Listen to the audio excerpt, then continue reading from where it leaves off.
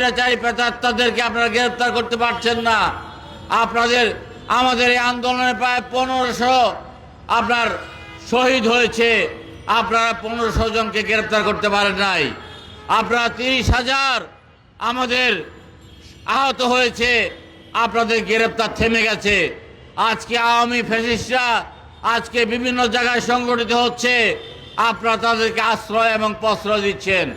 আপনারা যদি আওয়ামী প্রেতাত্মাদের গ্রেফতার না করেন, আপনারা যদি তাদেরকে চাকরি থেকে অপসারণ না করেন, আপনারা যদি তাদেরকে আইনের মুখোমুখি না করেন, তাহলে আমরা কিন্তু আপনাদের বিরুদ্ধে মাঠে নামবো। আমাদের মাঠে নামার অভিজ্ঞতা আছে।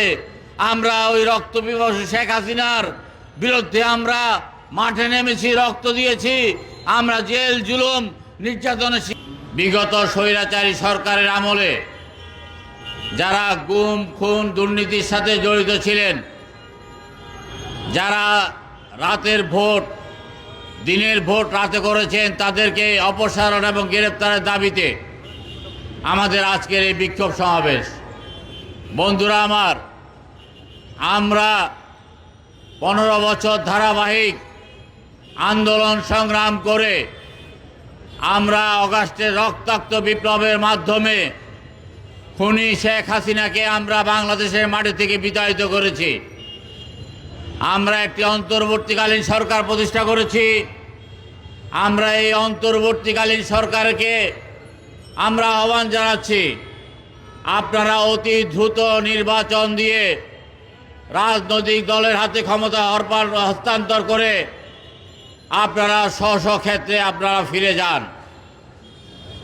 আপনাদের মধ্যে যে সংস্কারের কথা বলা হচ্ছে, আপনাদের যে সংস্কারের কমিটি করা হয়েছে, সেই সংস্কার কমিটির রিপোর্ট আপনারা গ্রহণ করে রাজনৈতিক দলের নেতাকর্মীদের সাথে আলাপ আলোচনা করে আপনারা 25 সালের জুনের মধ্যে একটা নির্বাচন দিন। আপনারা সংস্কার কমিটি এমন কোনো সংস্কারের প্রস্তাব দেবেন না যে সংস্কারের প্রস্তাবের সাথে জনগণের কোনো সম্পর্ক নাই।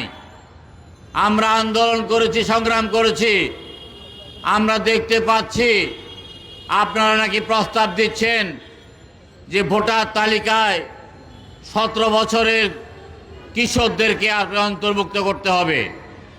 17 বছরের কিশোরদেরকে যদি আপনারা ভোটার তালিকা অন্তর্ভুক্ত করেন, তাহলে বাংলাদেশের সংবিধানের সাথে এটা সাংঘর্ষিক।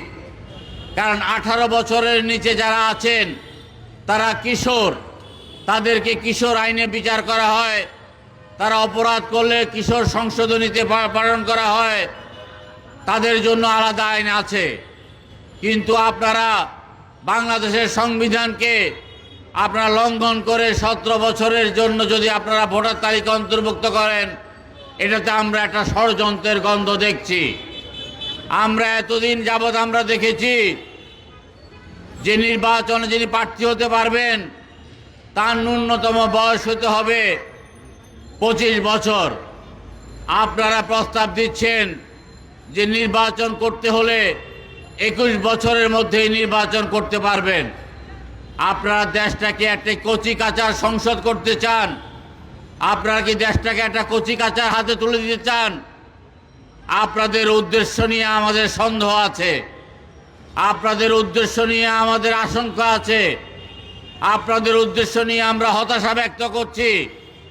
আমরা আন্দোলন করেছি একটা নিরপেক্ষ নির্বাচনের জন্য, আমরা আন্দোলন করেছি একটা নিরপেক্ষ সরকারের অধীনে নির্বাচনের জন্য।